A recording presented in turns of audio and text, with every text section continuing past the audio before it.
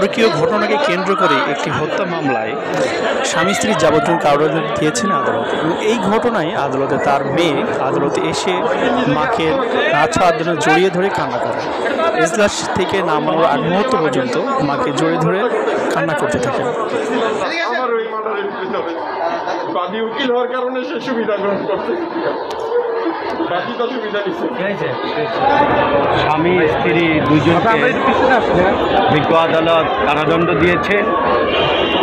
এটা 302-এর মামলা, একটি হত্যা মামলা, একটা খুব বিভৎস একটি হত্যা মামলা।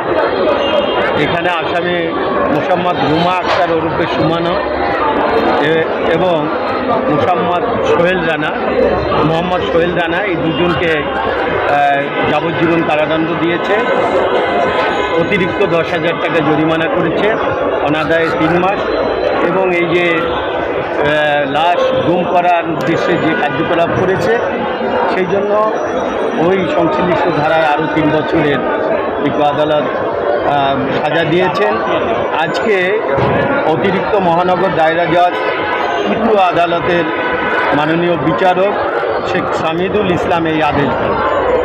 এই দণ্ডিতরা কী করেছেন, তাদের পূর্ব পরিচিত হিসাবে তাদের কাছে তাদের বিভিন্ন সুযোগ সুবিধা এই ব্যবসায়ীর কাছে নিতেন, আর্থিক সুযোগ সুবিধা, এবং সেই সংক্রান্ত বিষয়ে অনেক টাকা পয়সা এই ব্যবসায়ী তাদের কাছে পাওনা হয়।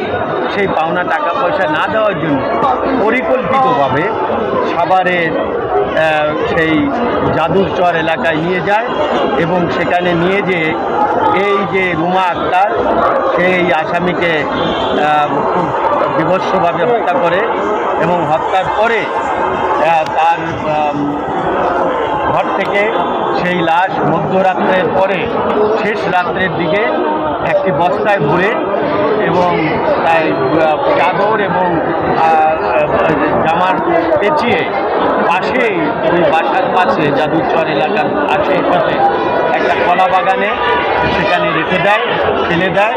এই লাশ গুম করার উদ্দেশ্যে ওখানে ফেলে দেয়।